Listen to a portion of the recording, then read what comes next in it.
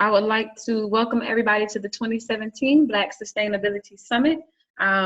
This is our second day and last day of the entire summit, but our second day of Q&A. Today we'll be talking with Brother Kelvin. He has so graciously given the time and been very flexible, so we give thanks for him. He's on the line right now. I see we have two other folks online. We can see their cameras as well. Good morning. All right, we see somebody waving. I know Brother Kelvin has called in, so he can't necessarily see, but when you all have questions, be sure to raise your hand and let me know that you have a question. You can put it inside of the chat box, or you can simply just unmute your microphone. So Brother Kelvin, I'll let you introduce yourself very briefly, and I will pull up some things on my screen as you're talking just to give them a visual aid. It's just a part of the attachment that you sent over to Mama Novantu. So I'm going to turn it over to you. I got you. Okay, well, thank you so much. And I'd like to welcome everyone to the Q&A. Again, my name is Kelvin Allen, and I'm based here in Durham, North Carolina. My subject of expertise happens to be the Hayti community here in Durham. The Hayti community was an all-Black community that began around in the 1880s. Some of you may have heard of North Carolina Mutual Life Insurance Company or Mechanics and Farmers Bank, or what today is called North Carolina Central University, which was once called North Carolina College for Negroes. But in Hayti's heyday, there were somewhere in the neighborhood of 200 Black businesses that were created by Black people, owned by Black people, and run by Black people. Even today, North Carolina Mutual and Mechanics and Farmers Bank still exist, as well as several other smaller businesses, some more than 100 years later. So I'm here today to, of course, answer any questions you may have. If you've had an opportunity to see the short film about Hayti, that short film is entitled Hayti, The Legacy of Black America. And I'm open to any questions, and I look forward to a dynamic dialogue if we can do that. All right, wonderful, wonderful. Let's go ahead and open it up for questions. For those who have gotten a chance, if you all can see my screen, that's awesome. I see somebody's unmuted their microphone. Elisha, good morning. Good morning, can you hear me? Yes. Oh, excellent. Peace, Brother Kelvin. Peace to you too, Elisha. Thank you, thank you. Beautiful, beautiful, beautiful work that you're doing here. Just giving thanks to you and much appreciation and respect for putting this together.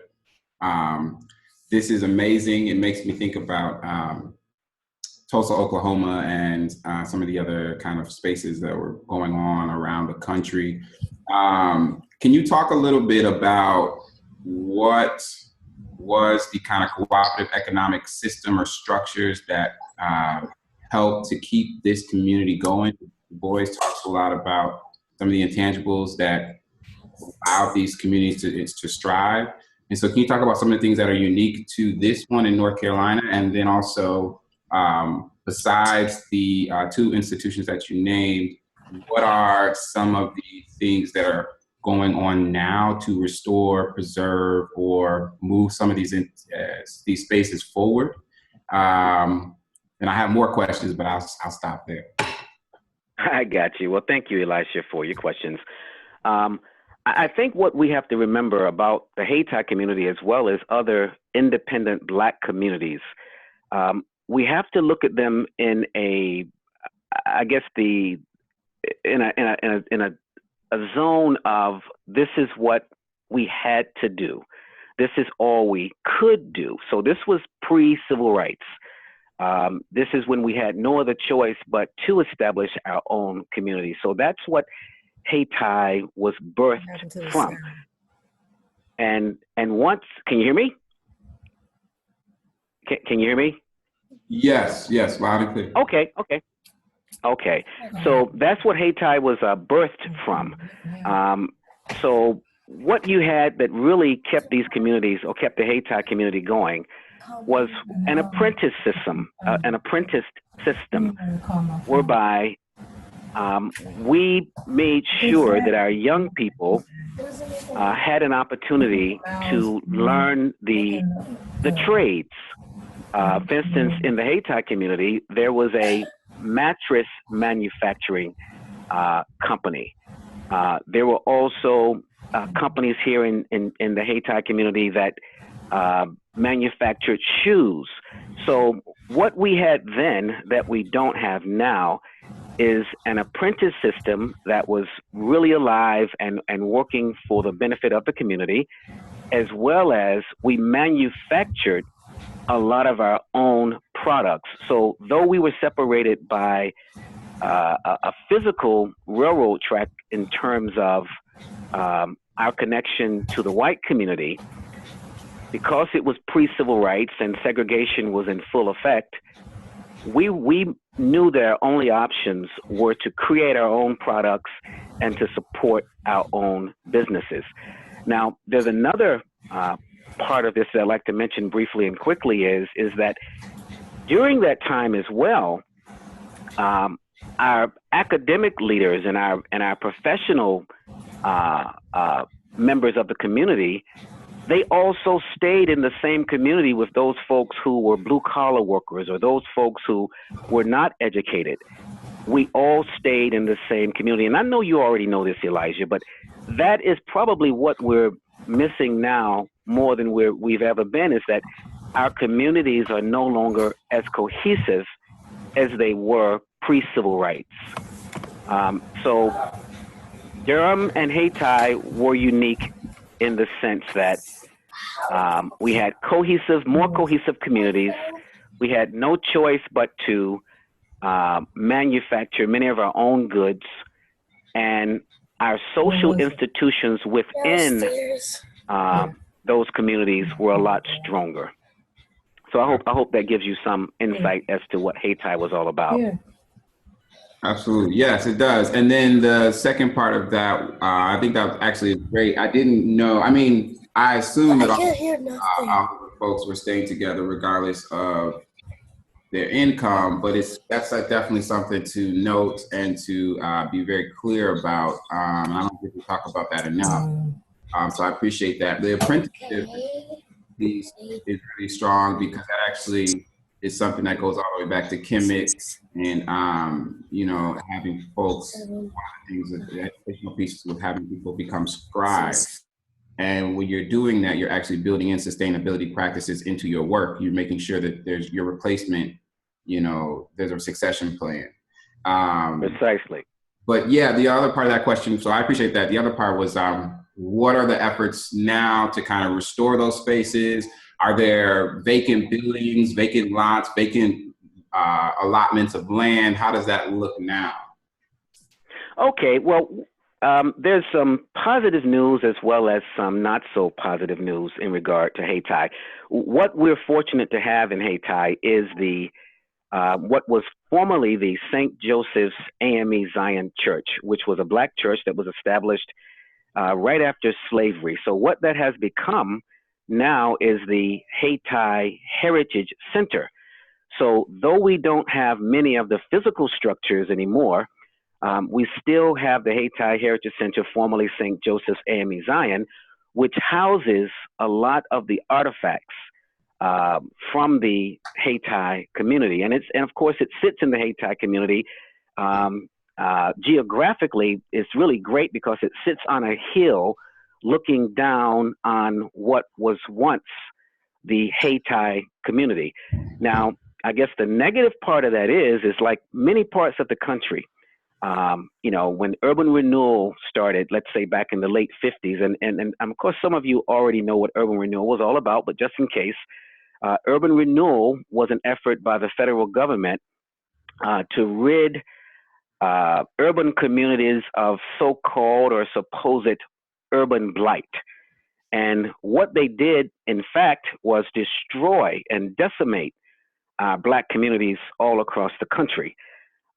So in terms of the negative aspect of where we are as it relates to Hayti, just like most of the country, we are subject to gentrification.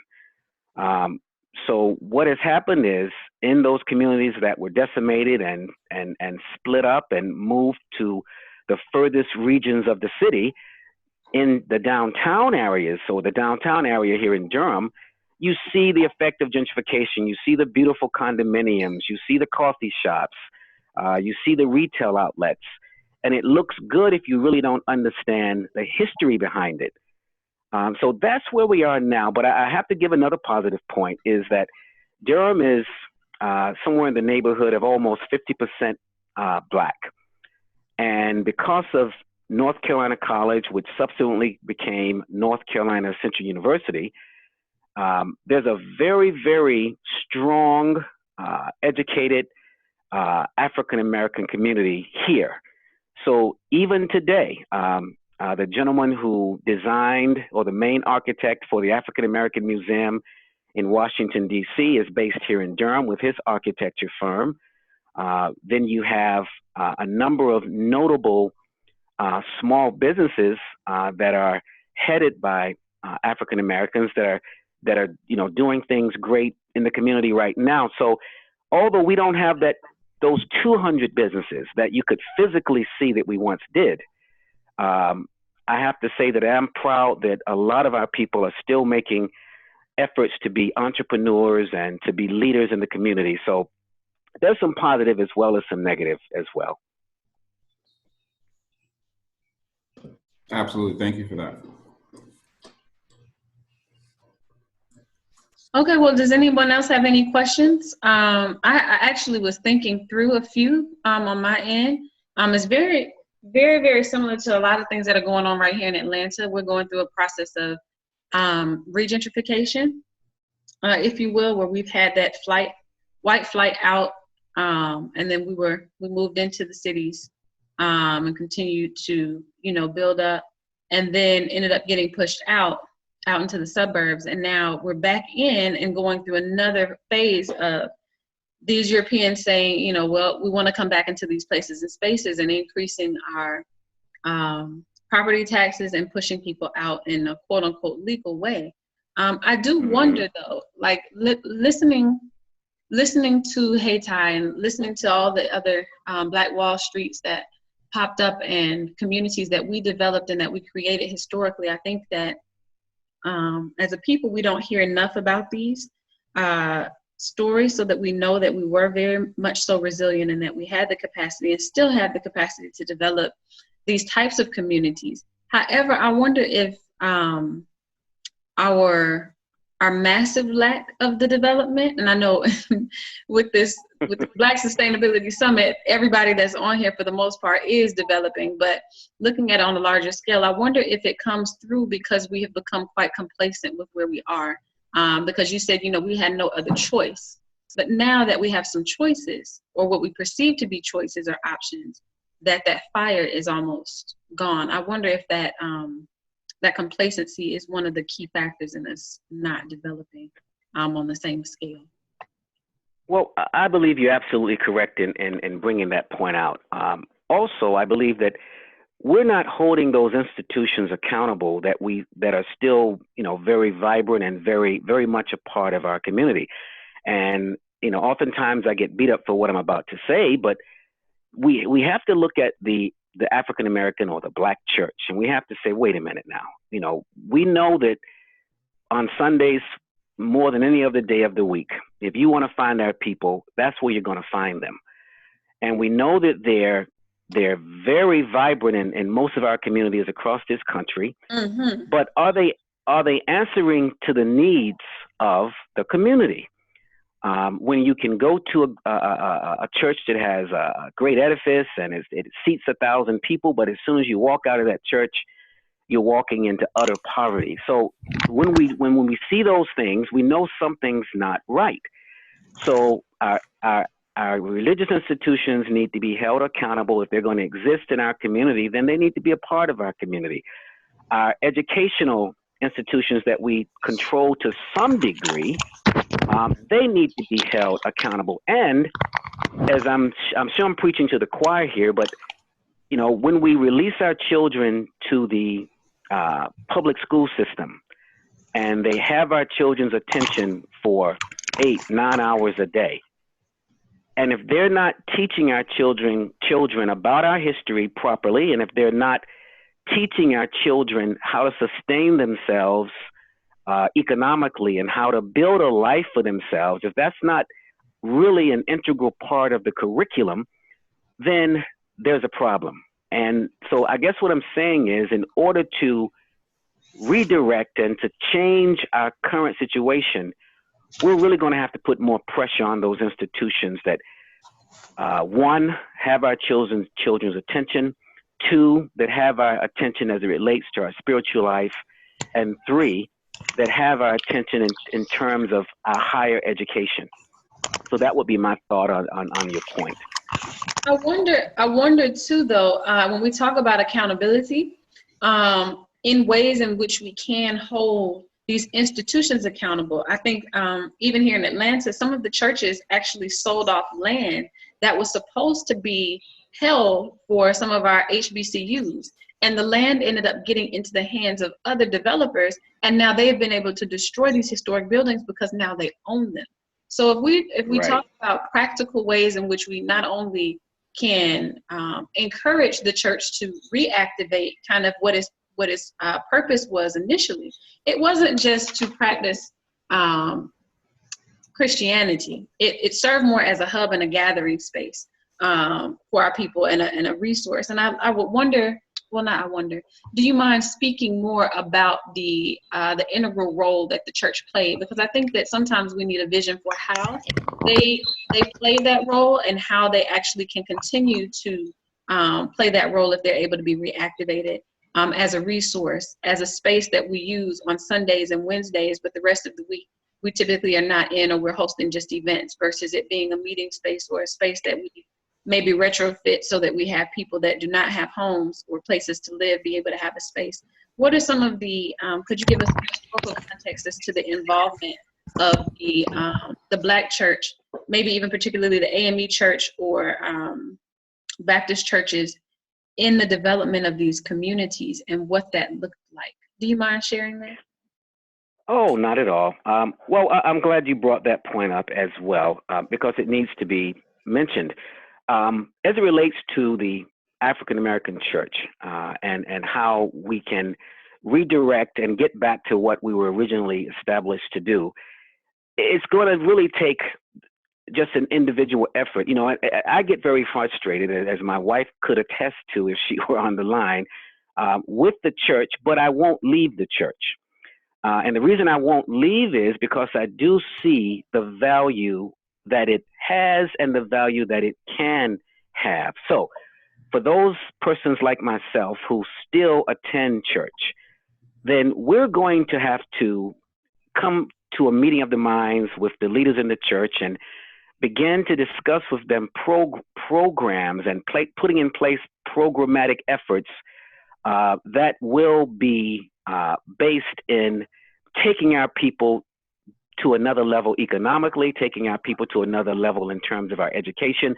So it's really not a complicated effort. It's really that fundamental groundwork that so many people don't like to do because it doesn't draw attention, but it's just simply putting workshops together. It's simply doing something. And you may say, well, you say simple. Why is it so simple? Well, I established a nonprofit about 3 years ago called the Beulah Project in my mother's name.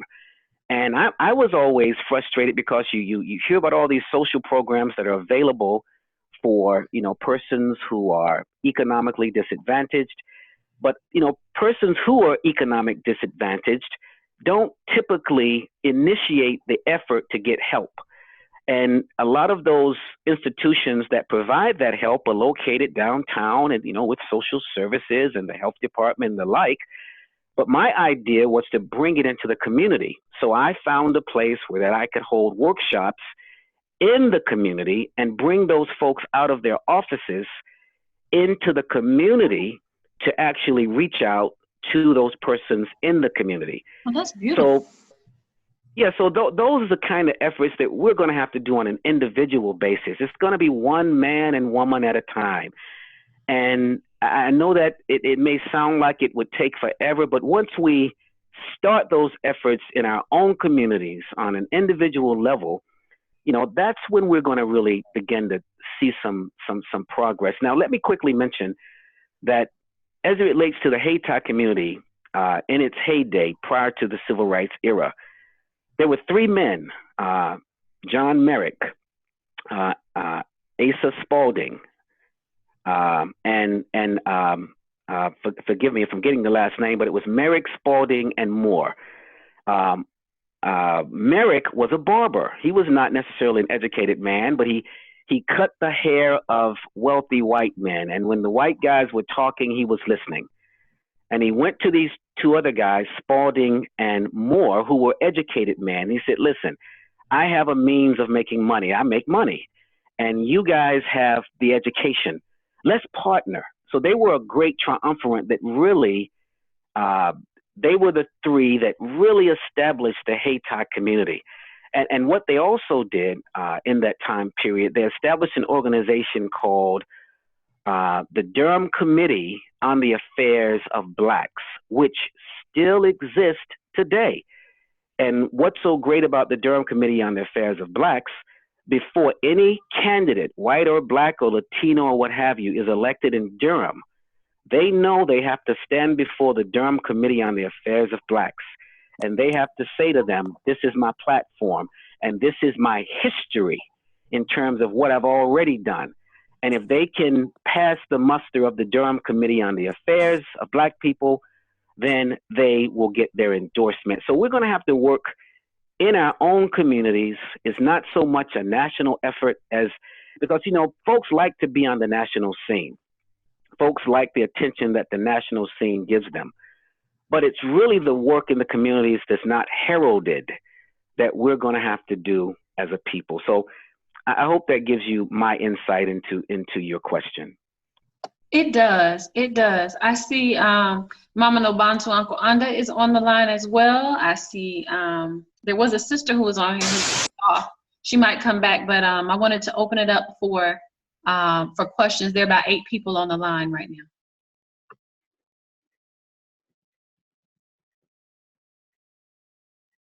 Does anyone have any questions? Christina, and then Jadeka, Mama Nobantu, Jema, anyone? I'm going to unmute your microphones and allow you all to ask questions. If you do not want to speak, you can mute your microphone back. Everything that people selling clothes, selling wine, right? Not working. Huh? Okay. Sorry.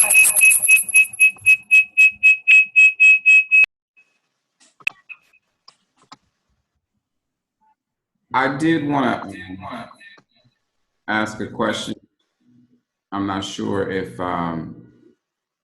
this was a part of your question or not. And I also wanted to add, too, part of the reason folks left or moved away from a lot of this was because people were getting murdered for doing the community building. And, 70 to 80% of a lot of the hangings and things that were going on around this time, were Black business owners, et cetera. So, and the bombings in Tulsa, bombings in Philadelphia, there's a history of suppression for folks who are doing this kind of work.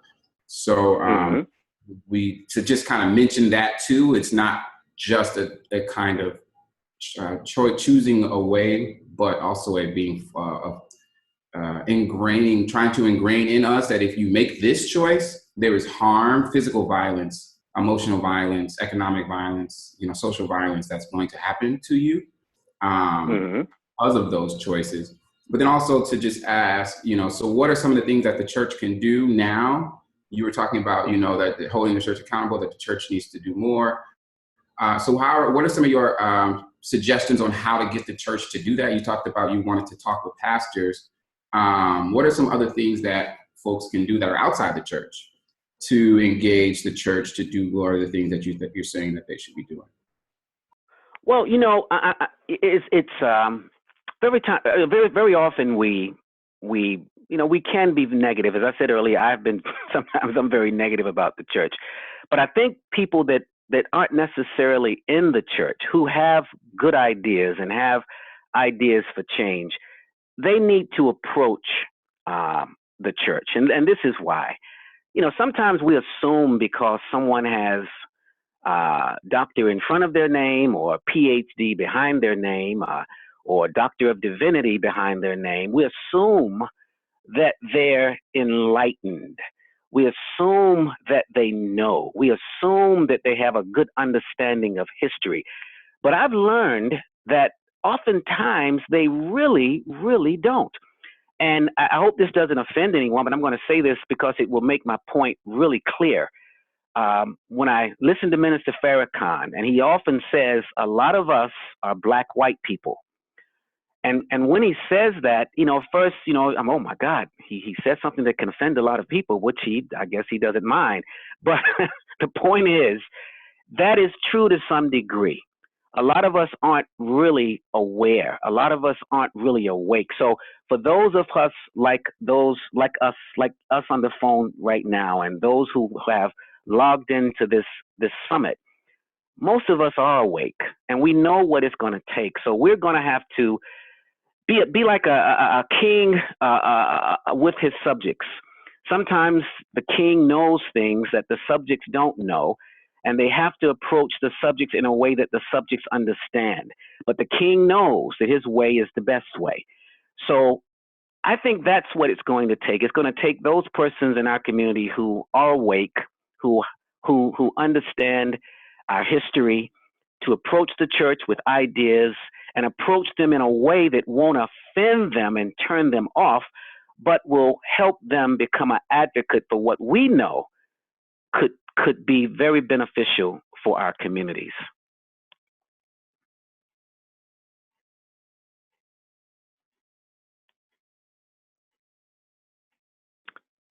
Hello? Thank you. Okay. Thank you. No. We're still here. I think his microphone is back muted.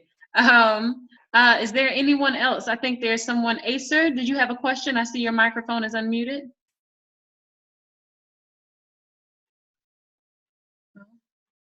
Christina, Ina Njideka, Mama Nobantu. Ane, I think Mama Nabatu has been trying to say something. I do have a quick question, but certainly want to hear from Mama Nobantu. Okay, let's see if I can help her get it together. Mama Nobantu, can you hear us? I think she. Let's see. I'm looking for her now. I see her on her camera. She's looking absolutely beautiful. And she's talking. She's talking. If we could just read lips. I know. No, we cannot hear you. No. However, if you dial in on your phone, go to the calendar request and just dial in, and we can get your audio. Until she dials in, Sister Njideka. Okay. Good morning, brother. Good morning. Yeah, my apologies for coming in a little late. Medasi, thank you, sister, for the email reminders. Came in as soon as I got the reminder. So I missed your introduction, but the majority of what I did here, I'm grateful for your efforts. You probably covered this in your introduction, but I was curious about the name Hayti. Honestly, I actually thought there was more of a stronger connection with Hayti. I thought, and so initially I said, bro, the brother's mispronouncing Hayti. Come on now. But honestly, but is there a connection? Go ahead, I'm sorry. Well, yeah, is there a connection? Because, our people, it's, you trace farther back, and you may find a connection. So I was just wondering about that. And then the second, I know that you were in film production, and so do you have something in the works for our young people that will be able to send a very provocative, efficient message? They're, me too. I'm very I respond very well to a mixed media type forum. So to see it, to hear it, and all that would be beautiful. And we don't have enough African filmmakers out there. So give thanks.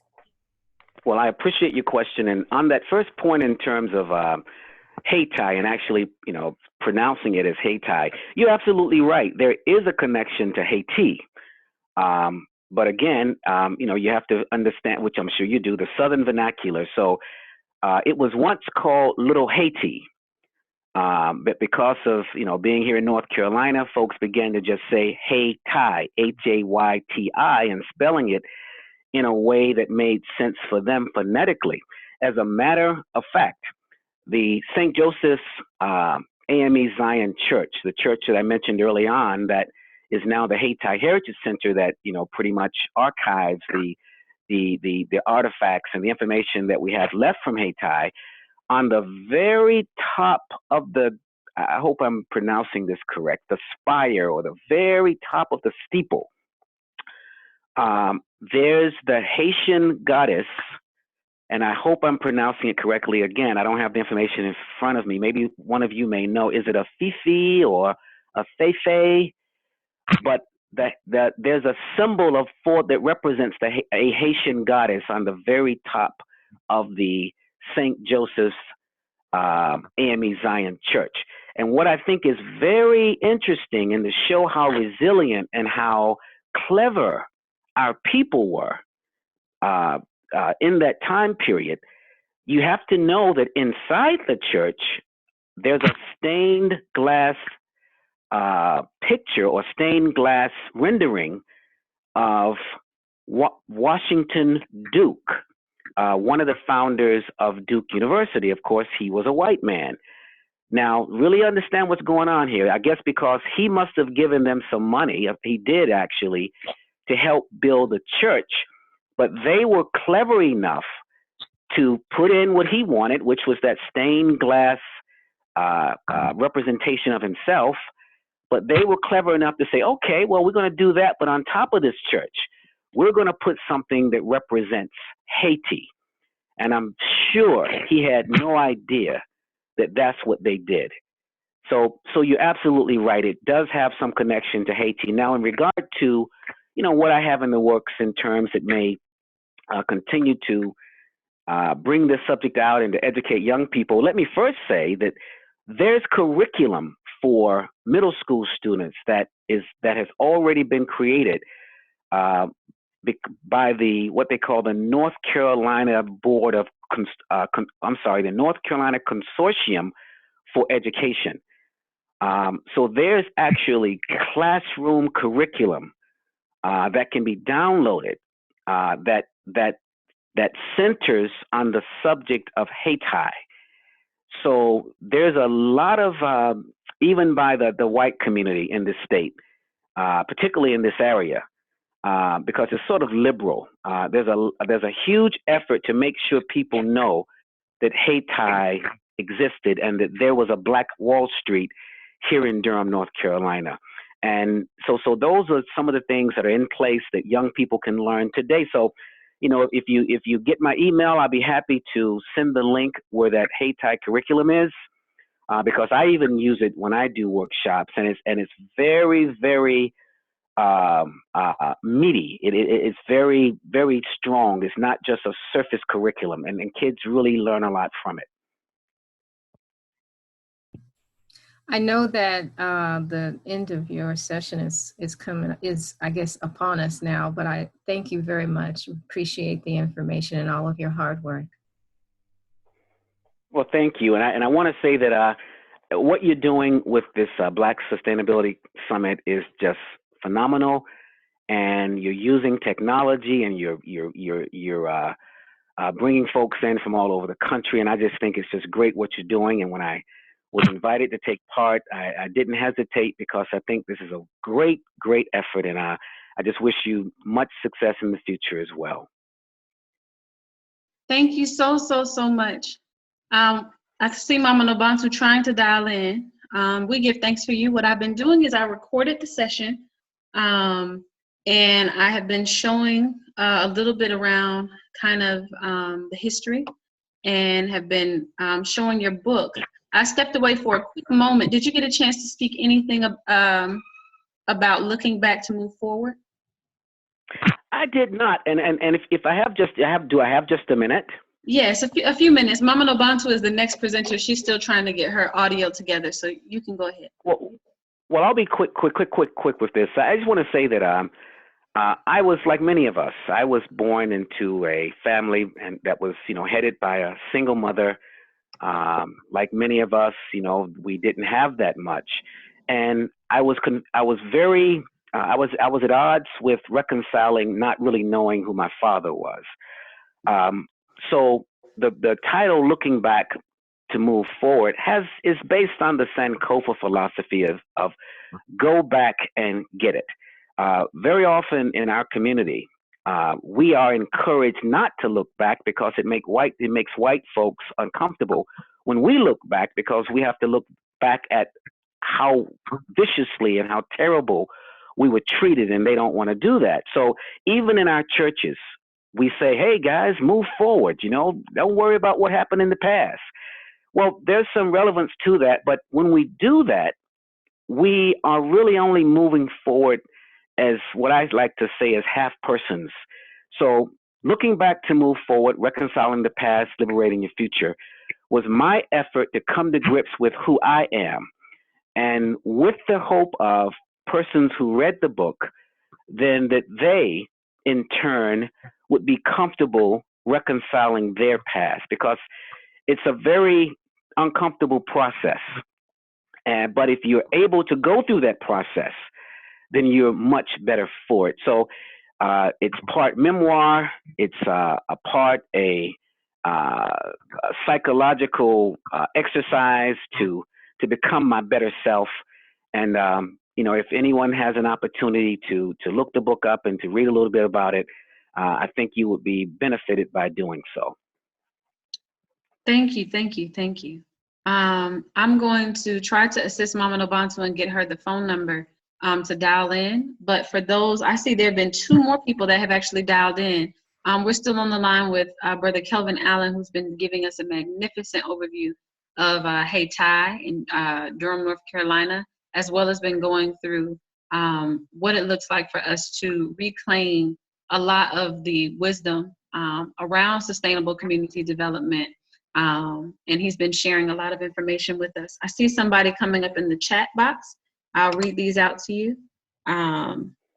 Okay. Mama Nobantu, could you give us information about the name Hayti? Did you already do that? I think so. No? Information? I did. Mm-hmm. And Mama Nobantu, I think you were also sent the number. Yeah.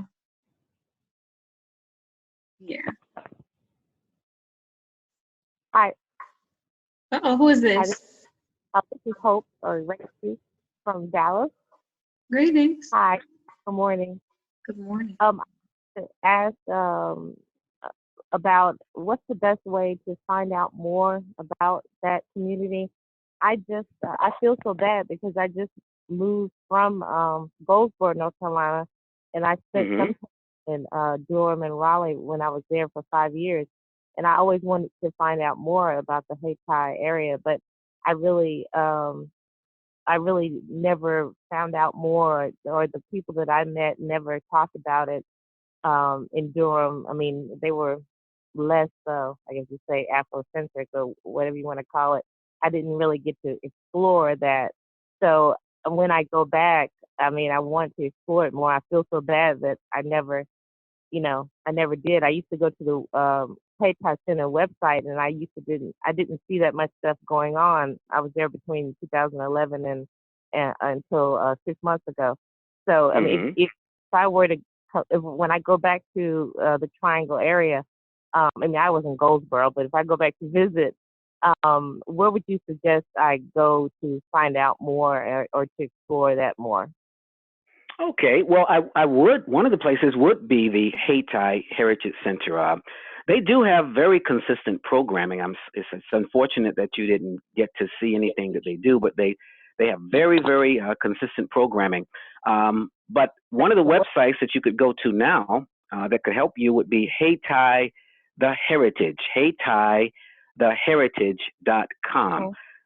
That's a website that myself and my other producers put together that gives you links to relevant organizations and institutions, as well as archival records that would really give you a broad overview of the history of the Black community in Durham. Again, that's HaytyTheHeritage.com.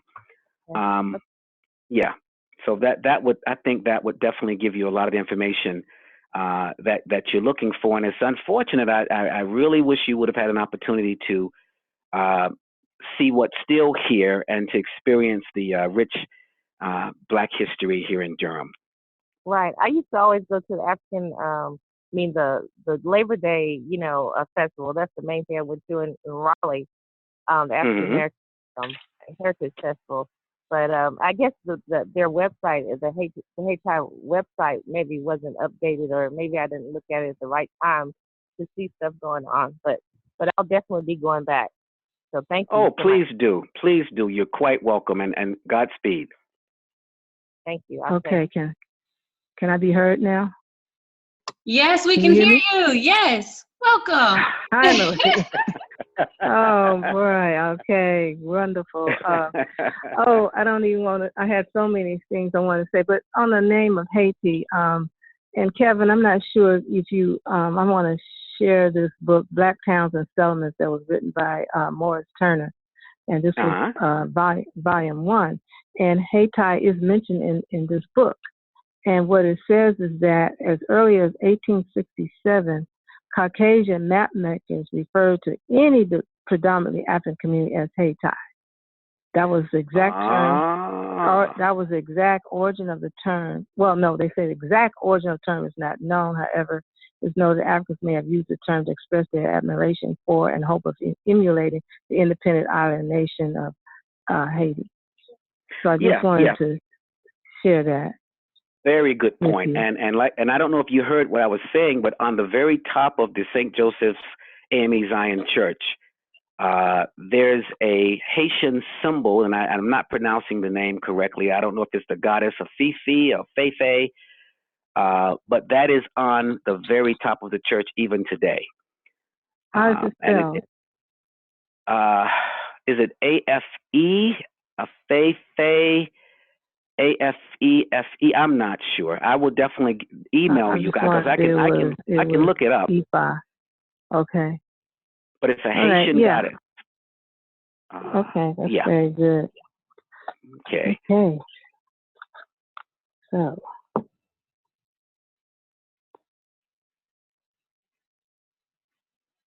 All right. If no one has any further questions, we want to give thanks to Brother Kelvin for joining us this morning. It's been wonderful. I've learned a lot. I hope you all have learned a lot. Please make sure, would you please let them know how they can get a copy of the film? Oh, definitely. Do this. The website you can go to is www.beulah, B-E-U-L-A-H, project.org. Again, that's www.beulah, B-E-U-L-A-H, project.org. And from that site, just email me directly your request. And there's also some information on the website about the film as well. So that's how we can get a copy to you. Beautiful. And is that also where you can get the trailer, the documentary trailer? Well, the trailer is up. The trailer is actually posted on YouTube. Okay. Yeah, and the trailer is just for marketing efforts, so people can get an idea of what the film was about. And that's the 12-minute trailer that I think we discussed earlier. So yeah, that's available on YouTube. Just type, and you can just Google it by simply saying Hayti, the legacy of Black America. And it's one of the first links that will come up. Hayti, the legacy of Black America. And we'll have it up on Great. our website. Again, we've also been recording the Q&A sessions, and they will be posted up later on today from yesterday. And then at the end of the day, we'll be leaving the Q&A sessions up online for those who have been registered to get a chance to just go back through in case you missed any of our presenters answering any questions that you may have had, and then make sure that you're able to reach out to us, and we'll put you in contact with them. So just being very respectful of your time, I want to give thanks again for you, Brother Kelvin. Thank you so much for joining us. We are Thank you, honored. Raina. Yes, yes. So at this point, you all can stay on the same line. Mama Nobantu will be giving her presentation next. I'm going to go ahead and stop this recording. Oh, Sister Yolanda, did you have a question? No. Thank Okay. you. Beautiful session. Appreciate it. Wonderful. Okay, so at this time, I'm going to stop the recording. I'm going to mute my microphone. You all can take a few minutes, and Mama Nobantu, you can get things ready for your presentation. I will turn the screen over to you if you wanted to pull up a past presentation or video, or if you'd like for me to pull it up as you go. Yeah, if you can pull it up, that'll be wonderful. Okay, thank you again, Raina. Thank you, Mama Nubanto. You're more than welcome. And God you can bless. stay on as well. Yes. I'll probably come on a little later and listen to some others.